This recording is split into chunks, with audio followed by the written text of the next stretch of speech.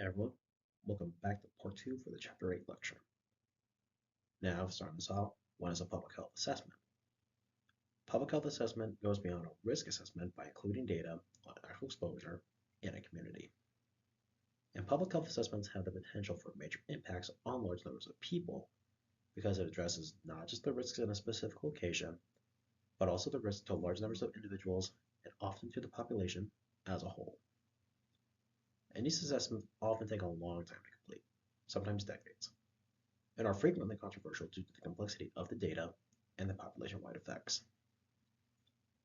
So public health assessments impact large numbers of people because they measure actual exposures in the community, not just theoretical risks.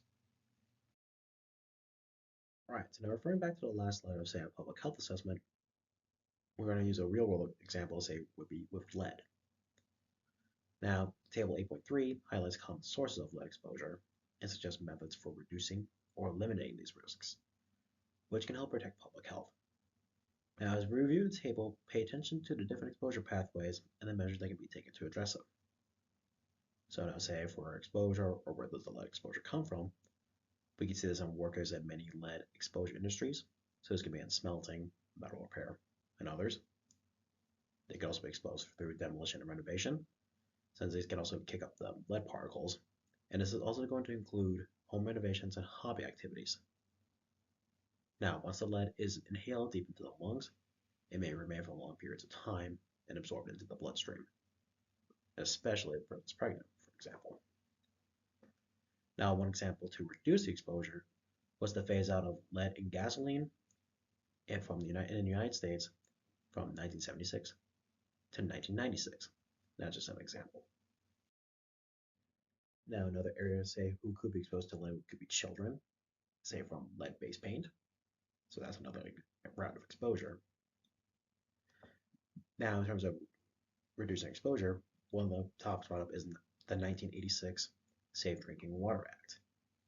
So 1986, the Safe Drinking Water Act prohibited the use of lead in new plumbing materials. However, but many older homes still have lead pipes or fixtures. Now, the new EPA rule that went into effect in 2024 is the first significant new protections on lead in our water in more than 3 decades, which requires water utilities in cities to replace almost all lead pipes within a decade. All right, so now for a new topic, what is an ecological risk assessment? So referring back to our other assessments, so risk assessment and a public health assessment, these focus on human health impacts. However, an ecological risk assessment, or ERA, expands the scope to consider ecosystem impacts, including plants and animals. Because we can't talk about environmental health and only consider the current impacts on human health. So, first example could be with DDT, which was shown to weaken bald eagle eggs, threaten their existence, and other bird species. Now, another example, say, for over a century, high doses of mercury were known to affect mental function, but now low dose exposure has been linked to neurological damage in fetuses, including learning disabilities and hearing loss.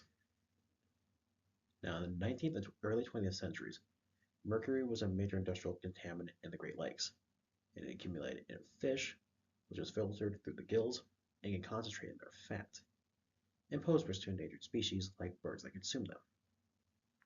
Now, the current challenge here is that there is no effective technology to remove the mercury from the water. So now pregnant women must limit fish consumption in order to protect fetal health.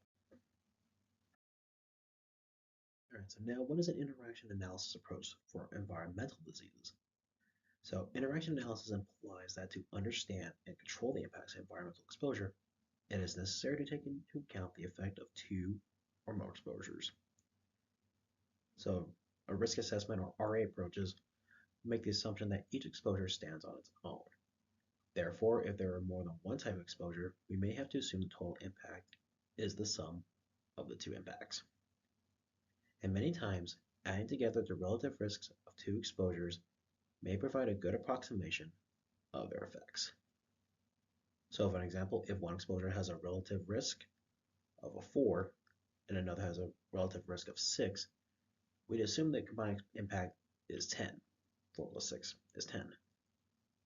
However, in reality, exposures often interact in a way that amplifies the overall risk, leading to a greater effect greater than the sum, which we're referring to as the multiplicative interaction. So an example of this, back to last example, combining a relative risk of 4 and 6 doesn't give us a 10, it may actually result in a relative risk of 24, showing that the exposures work synergistically. Now, so for what are the health impacts of the built environment? So the impacts of the built environment are becoming increasingly noticeable, especially as urban development continues to expand rapidly. Now, about 33% of Americans live in the top 10 largest metropolitan areas, and about 85% live in areas with a population of 50,000 or more. Now, historically, crowded conditions have been a major public health concern, contributing to diseases like tuberculosis, since it spreads easily in crowded spaces, rat-borne diseases, which is due to uncollected garbage, diarrheal diseases from a lack of clean water, mental illness from the excessive noise, and more recently, public health has focused on the subtle impact of urban design, such as air pollution or reduction in exercise from increased reliance on cars. Now, solutions are being explored, like improving public transportation, creating bike lanes, and designing walkable communities where people can walk to work. All right, so now what we have here is table 8.4, which is known as the Culture of Health Action Framework. So now the RWJ Foundation has played a leading role in developing the Culture of Health approach, which aims to create healthier communities by focusing on a broad range of factors. And the table illustrates this framework, which is showing how different actions can work together to foster healthier environments to improve overall community well-being. Now for some examples, so first I'm just going to highlight the big four, say on the left, which are, I should say, making health a shared value, fostering cross-sector collaboration to improve well-being, creating healthier, more equitable communities, and then strengthening integration of health services and systems. Now say an example of each measure. So for the first one, making health a shared value, you could do, say, focusing on a value on well-being. For fostering cross-sector collaboration, this could see in, say, in a local health department collaboration. Making healthier, more equitable communities, last example is air quality. And then for strengthening of health services and systems, you can see it with a measure of hospital partnerships, and that's just to name a few. All right, so for our next topic, what do we mean by intentional and unintentional injuries? First off, injuries can happen in many settings, at work, at home, or in places where we socialize. And they can affect anyone regardless of age, income, race, or sex. In the US, it's estimated that one person dies every 3 minutes due to violence or injury. And injuries are the leading cause of death for individuals aged 1 to 44 years. Now, the term accident is generally avoided in public health because it suggests that injuries are beyond our control. Instead, injuries are categorized into intentional and unintentional types. Now, say for intentional injuries, they are produced on purpose, whether the injury is self-inflicted or meant for others. So two examples from this could be suicide or homicide. Then for unintentional injuries, defined as the occurrence is not on purpose, this could be in motor vehicle collisions and unintentional poisonings, just to name two examples. Now, next up, how can environmental health and safety improve health protection? Today, environmental health and safety are increasingly focused on protecting public health across various domains. So, since health protection connects public health with a wider range of social issues. So, two key examples of how public health is involved in health protection can include reducing head injuries in children and adolescents, which can have long-term health consequences, and the use of what is called an all-hazards approach to address a variety of potential health threats, from environmental factors to social determinants of health. Now, going more in depth on what is considered the all-hazards approach, this began after the 2001 anthrax attacks, which occurred following the 9/11 attacks. The anthrax was delivered via powdered letters to Congress and national news networks. The impact of this was that the anthrax killed 5 people and cause severe illness in 17 others. And anthrax is a bacterium known for spreading from cattle to humans and can cause life-threatening pneumonia. It is also considered a deadly agent for bioterrorism with the potential to kill thousands if widely dispersed. So early detection of threats is critical to controlling an attack. And following this event, it became clear that many large health departments were not adequately prepared to respond to these types of threats.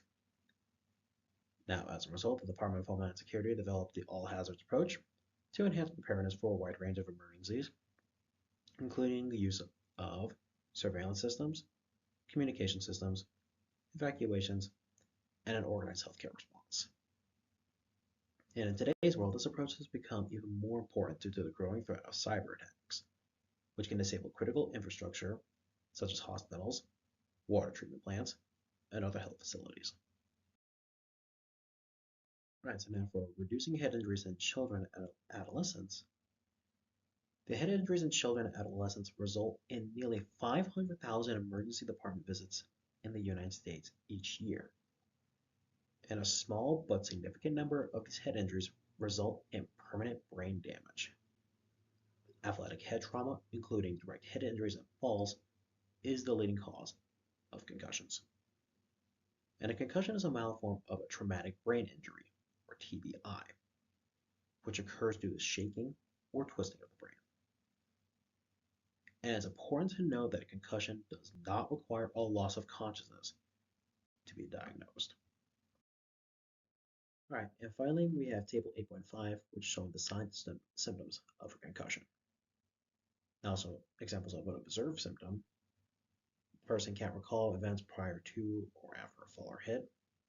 They are dazed or stunned, and there's clumsy movement. For reported symptoms, there's headache or pressure in the head, nausea or vomiting, and memory problems. Now note, signs and symptoms may not appear for hours or even days. And females are more likely to experience signs and symptoms than males, given similar severity of injuries. Now, mild concussions are impairments in brain function, not structure. So an MRI typically appears normal unless there's bleeding or damage to brain structures. However, an MRI doesn't show potential damage to brain cells themselves. But a recent blood test measuring brain-derived neurotrophic factor can estimate the severity of a traumatic brain injury and help predict the success of recovery. Symptoms of a concussion can persist for months and may impair brain development in children and adolescents. The brain is especially vulnerable to repeat injury following a concussion. This is why individuals are removed from activity during recovery to prevent a second concussion. And that is all for this lecture. Thank you all for your time.